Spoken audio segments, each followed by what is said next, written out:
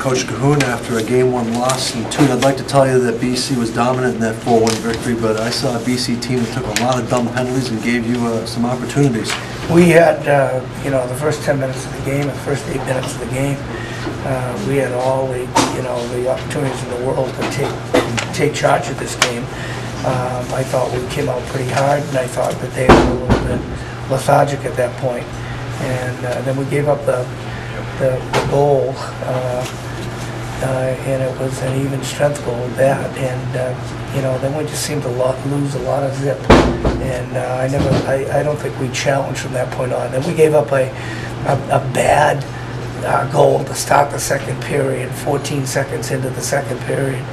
And on a penalty kill, we just need to pressure them and get through that PK for 14 seconds, and then then the game maybe takes on a different course. But give up that second goal, and then we gave up a short-handed goal with that defenseman caught on the half wall in the offensive zone. And next thing you know, we're behind by 3. And they haven't played that great, but we haven't done anything to push back. And when Danny Hobbs made it 3-1, that was the time to make the push, because if we make it 3-2, it changes the game. But we didn't do a very good job with that, giving up the early goal in the third period. So, it wasn't BC's best effort, but we didn't push back. We didn't play hard enough. It wasn't the type of playoff type of competitive spirit that I'm looking for. We're going to have to do a whole lot more tomorrow night to challenge them. You had a couple of pucks that actually got behind Jamus. The problem is they didn't go in the net. You need some breaks, and you got to really follow right to the end. Yeah, you got to make your own breaks. We had a couple of chances, but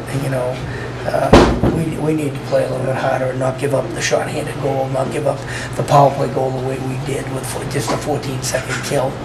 And just to take care of business. And if it was a 2-1 game and we didn't give up those 2 games, maybe our guys would have pushed a little bit harder. But we fell behind by 3, and I don't think we had enough in us. And there's no excuse for that.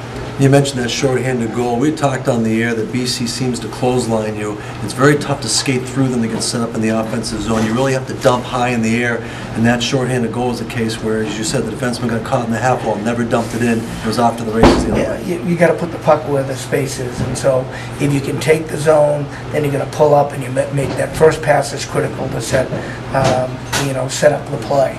And if you can't take the zone, then you're going to put the puck in behind them, and you're going to have slash support on the puck, and then you set up the play.